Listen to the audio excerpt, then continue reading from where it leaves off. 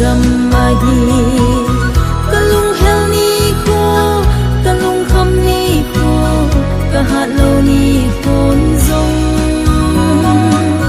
ka son pen pa kai ai da thang ai ko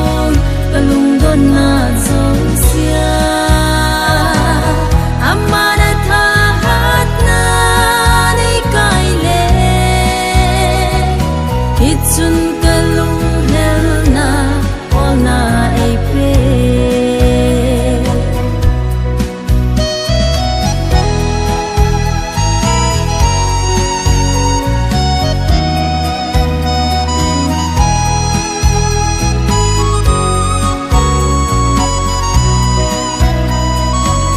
hilay sit gam mahin o pagkai nang nei lo hileng iti ka leng gem tin ka gel zin pagkai nang lo bin ka gel mo zie kalung hel ni ko kalung kham ni ko ka hat lo ni kon zong